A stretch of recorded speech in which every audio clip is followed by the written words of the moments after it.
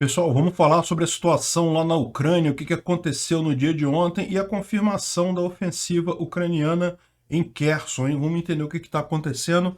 Essa notícia foi sugerida por Jonathan0406, Dona Fia e mais um monte de gente. Obrigado aí ao pessoal que sugeriu as notícias, obrigado a você que está assistindo o nosso vídeo. Se você gosta do nosso conteúdo, por favor, deixe o seu like, se inscreva aqui no canal, né? Pois bem, vamos falar aqui sobre a situação na frente de batalha. A gente continua com basicamente a mesma situação aqui em Lysychansk e Severodonetsk. Ontem chegou a circular um rumor na rede aí, nos Telegram, principalmente nos Telegram russos, que os ucranianos teriam abandonado Severodonetsk e os russos teriam já assumido a cidade, mas isso não se provou verdadeiro. Já temos informação hoje que realmente o que houve ontem foi apenas os russos tomando o Hotel Mir. Se não me engano, fica em algum lugar por aqui, nesse canto de cada cidade. Ou seja, começaram de fato os... Isso eu já tinha falado ontem, né, do Hotel Mir que eles tomaram. Começaram de fato os combates dentro da cidade de Severodonetsk, mas ainda está no controle a maior parte dela na mão dos ucranianos. Apenas um pedacinho aqui que os russos começaram a atacar, né? E lembra, a gente tem Severodonetsk, aí tem o rio aqui no meio do caminho e tem Lysychansk, né? Esse rio se torna normalmente uma barreira natural importante. Existe uma possibilidade significativa dos ucranianos, uma vez que eles saiam de Severodonetsk, eles simplesmente estabeleçam uma nova frente de batalha defensiva aqui em Lysychansk, né? Depois do rio. Mas é aquele negócio, como eu falei para vocês, havia até essa expectativa que eles começassem um recuo mesmo, não porque tem algum problema, mas simplesmente pela questão aqui de Popasna. Existe o risco, né, de Popasna deles conseguirem fazer um cerco, e daí seria realmente uma coisa complicada. Mas o comando ucraniano, na verdade, apostou o contrário, mandou mais tropas para Severodonetsk, mandou mais reforços para cá. Ou seja, é uma cidade que estrategicamente os ucranianos podem até se dar ao luxo de perder ela, mas é lógico, não vale a pena entregar a cidade para os russos. Por quê? Porque se entregar a cidade para os russos, eles vão imediatamente começar a tentar pegar a próxima cidade. Então é melhor realmente fazer a batalha aqui, desgastar ao máximo o exército russo nessa batalha. Batalha em cidade é sempre muito complicado, os russos vão sempre perder muita gente, muito equipamento, de forma que isso acaba minando a capacidade deles de seguir adiante, né? Ou seja, os russos vão ter que sacrificar um monte de pessoas, um monte de equipamentos, a troco de uma cidade que, no final das contas, para eles não vai ter nenhuma utilidade estratégica significativa, a não ser a possibilidade de dizer que conquistaram a maior parte de Luhansk. Luhansk, vocês sabem, é um dos estados em que há um movimento separatista, que foi criado pelos próprios russos, no final das contas, mas tomando Severodonetsk e Lysychansk, pode-se dizer com muito grau de certeza que os russos têm 100% do estado de Luhansk. Donetsk, que é o outro estado, não, ainda tem muito mais cidades aqui de Donetsk que estão na mão dos ucranianos, né? Então, essa é a situação. Uma coisa muito importante que aconteceu ontem, que inclusive é mencionado aqui no Instituto para Estudo da Guerra e também em outros sites aqui de movimentação, é o fato de que a iniciativa russa aqui em Popasna está perdendo força. Ou seja, eles tiveram o breakthrough aqui, entraram em Popasna, foi uma derrota estratégica para a Ucrânia bastante séria isso, cresceram essa ocupação aqui para vários lados, chegando a ameaçar as principais rotas aqui entre Lysychansk, Severodonetsk e Bakhmut, que é a outra base ucraniana aqui. Não conseguiram tomar essas rotas, não conseguiram impedir esse caminho, mas chegaram perto disso, estão ainda batalhando por aqui, né? De qualquer forma, pararam aí, né? Houve, inclusive, os ucranianos retomaram Komishuvaka. Komishuvaka é uma cidade pequena, aliás, todas as cidades dessa região aqui são muito pequenas, tá? É um monte de vilarejo, mas de qualquer forma é um vilarejo muito próximo de Popasna. Popasna está logo aqui, ó. E os ucranianos retomaram esse vilarejo que já tinha sido pego pelos russos há algum tempo atrás, o que mostra que os russos estão com dificuldade de avançar por aqui, né? Houve também alguma batalha nessa região aqui. Os russos conseguiram alguns avanços por aqui também, a gente falou sobre isso já alguns dias atrás. Estão tentando furar novamente a linha de defesa principal por aqui, mas até aqui não tiveram sucesso não, né? O que tem de novidade mais interessante para a gente, bom, só para concluir aqui, do ponto de vista aqui de Kharkiv também não teve nenhuma grande novidade, mas continua tendo muita briga aqui, tá? A contraofensiva ucraniana agora está encontrando muita resistência dos russos, né? Eles chegaram a atravessar aqui o rio, coisa e tal. Os russos voltaram, chegaram a tomar Ternova de novo, os ucranianos tomaram Ternova novamente. Enfim, embora a gente não tenha falado muito dessa frente aqui, existe também muita batalha por aqui, né? E a grande novidade, que a gente já falou ontem, mas agora parece que já está confirmado aqui no mapa, já tem múltiplas confirmações disso daí, os ucranianos estão de fato iniciando uma grande contraofensiva aqui na região de Kherson, né? Pelo que estavam falando ontem, a ideia deles é fazer um corte aqui, chegar até Nova Kakhovka. Essa cidadezinha aqui, na verdade, é extremamente estratégica no final das contas, porque é tão estratégica que os russos instalaram aqui o governo temporário deles, dessa região toda aqui sul da Ucrânia, eles colocaram aqui. Por que ela é estratégica? Tem uma represa aqui, e aqui tem um canal que fornece água, que vai para a península da Crimeia. Esse canal ele tinha sido, quando os russos tomaram a Crimeia, os ucranianos simplesmente interromperam esse canal, pararam de fornecer água para a Crimeia. E a Crimeia tem um problema de falta d'água. Tem muito poucos rios aqui, não tem muita água na região. Então, no final das contas, para a agricultura se desenvolver aqui, ela depende desse canal de irrigação. E, lógico, como a Crimeia foi tomada pelos russos, os ucranianos pararam de fornecer água, né? Evidentemente, quando foi o contrário, quando os russos invadiram o sul da Ucrânia, uma das primeiras coisas que eles fizeram foi justamente reabrir a água nesse canal aqui que vai de Nova Kakhovka até a Crimeia, né?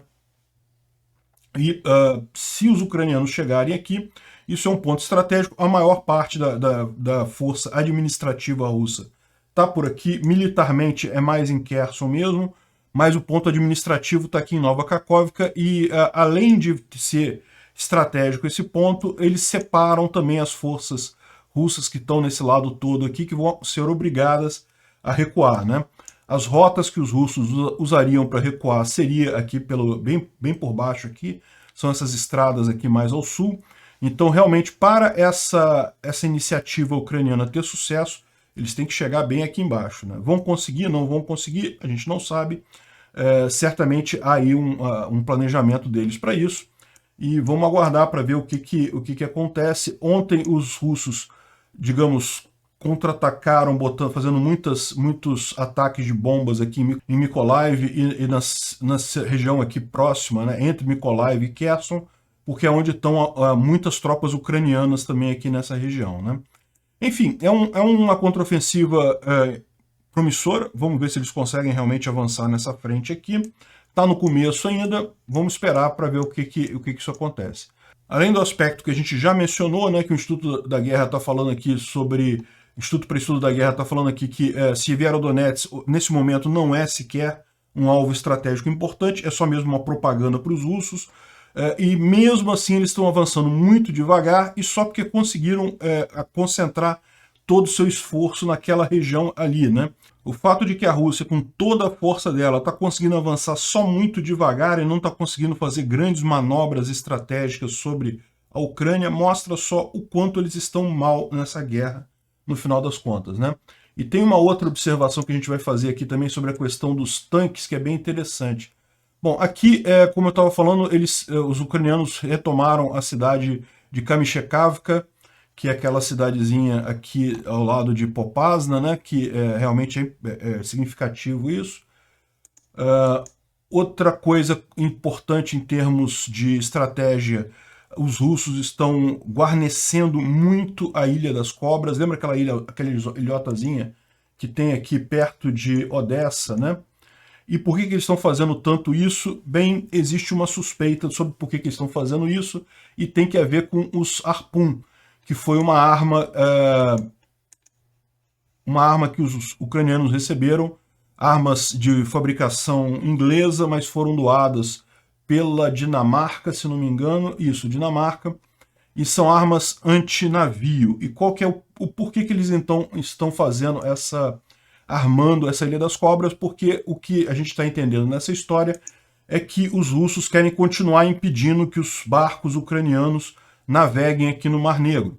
Como é que eles fazem isso hoje? Eles botam um monte de barco russo aqui. Se um barco de grãos, por exemplo, sair de Odessa, vai ser afundado pelos barcos militares russos, né? Então, a questão toda é, com esse Harpoon, vai ser muito pouco provável que os russos possam manter barcos por aqui, justamente porque seriam atingidos por esse sistema antinavios, né? Então eles estão tentando montar toda uma força de ataque aqui na Ilha das Cobras para tentar impedir, ou seja, fazer a Ilha das Cobras como uma espécie de navio não afundável, né? A questão toda é, você sabe, você lembra, a gente mostrou aqui vídeos há um tempo atrás, quando a Ucrânia consegue muito facilmente atingir esses alvos aqui na Ilha das Cobras a partir aqui do continente. Então é provável que a Ucrânia esteja só esperando os russos botarem todos os equipamentos lá para fazer uma viagem só e atacar tudo por lá, né? Bom, mas o fato é isso, eles estão realmente colocando um monte de peças de artilharia, de coisas aqui na Ilha das Cobras. Complementando aquela visão que a gente estava dando sobre Severodonetsk, Lysychansk, sobre a frente ali no oriente ali da Ucrânia, né?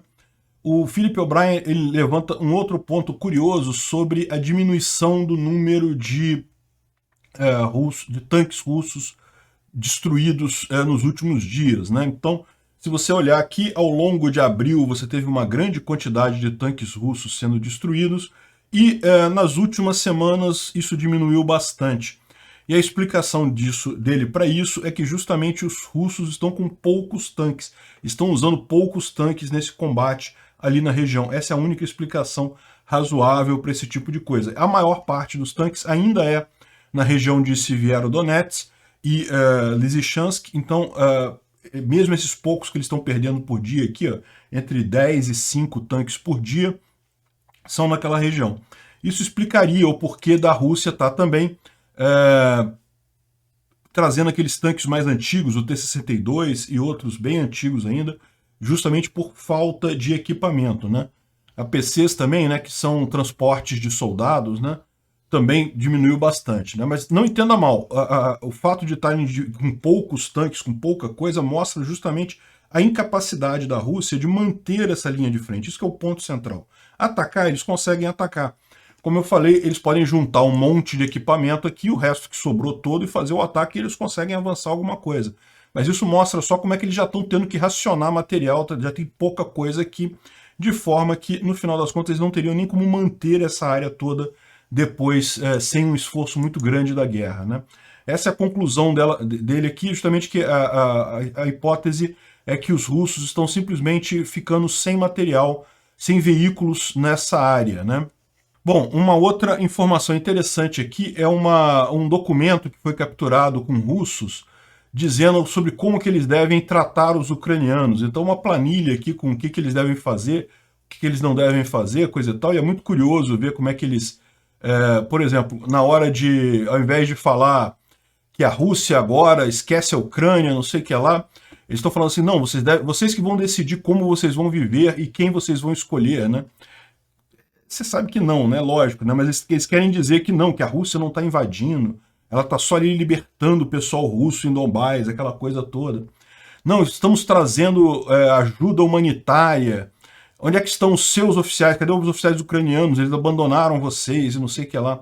Então, é muita hipocrisia esse tipo de coisa. É o caso clássico de propaganda russa mesmo, né? Mas enfim, é o tipo da coisa esperada aí em guerras, né? Bom, então como a gente falou, na verdade essa notícia aqui é de ontem, né? Eu poderia ter falado sobre isso ontem, eu não achei tão relevante assim, porque a verdade é que não tem muita guerra marinha nesse conflito, né? A Ucrânia tem uma marinha muito pequena que sequer foi usada.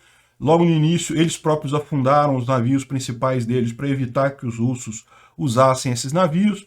E não tem muita guerra naval nessa história, mas de qualquer forma é muito importante justamente pela questão dos suprimentos, né?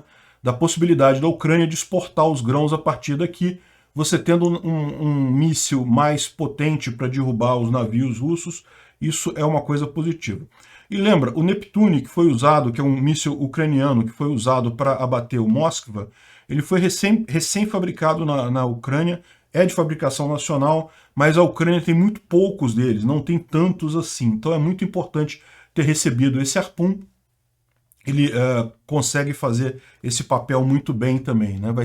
Vai dificultar muito o papel da frota russa ali no Mar Negro. Não é por outro motivo que eles estão focando aqui na questão aqui da Ilha das Cobras aqui, né? Bom, um outro documento interessante por aqui é que vazou também o termo de contrato dos soldados russos, ou seja, o que os soldados russos recebem em troca de lutar nessa guerra. E basicamente é 47 mil em caso de morte, não, desculpa, 47 mil em caso de ferimento, 190 mil dólares em caso de morte para a família, para os soldados, né? Além disso tem o salário é baixinho, então isso é o que eles estão oferecendo nesse contrato aqui de recrutamento militar em Bashkir, que é um batalhão perto ali da Ucrânia, na Rússia, né? E aí fala aqui de 250 mil rublos, fala aqui de um pagamento único de 18 mil reais, né, que é aqui 250 mil rublos, mais um salário total de 220 mil rublos, sendo pago 8 mil rublos por dia. Então, 8 mil rublos dá 500 reais por dia para o soldado, aí seguro, não sei o que lá. E em caso de morte, como a gente falou, em caso de morte é 12 milhões de rublos, o que dá 863 mil reais, uma boa grana, né, em caso de morte, para a família, lógico. E em caso de ferimento, 3 milhões de rublos, o que daria 215 mil, né. É uma boa grana, mas aí o cara que está lembrando esse negócio também que a Rússia acha qualquer possível desculpa para não pagar isso no final, né? Então, por exemplo, missing in action, ou seja, a pessoa que foi perdida no campo de guerra, não necessariamente foi morto, então não recebe o dinheiro. Ou seja, esse papel aqui, meu amigo, toma cuidado, porque isso aqui nem sequer vai valer alguma coisa. E lembra que esse valor do rublo que está aqui é um valor altamente maceteado, né? É aquele valor mantido pelo Banco Central russo, não tem nenhuma equivalência na realidade aí com a taxa de câmbio.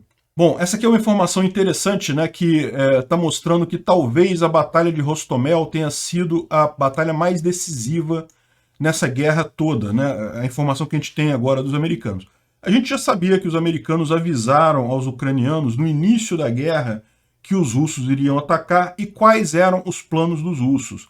De forma que, você lembra, teve várias batalhas aqui em Hostomel, na pista de Hostomel. Ela trocou de mãos várias vezes, os russos capturaram, depois os ucranianos tomaram de volta, os russos tomaram de volta, ficou vários dias indo e voltando à pista de Hostomel aqui.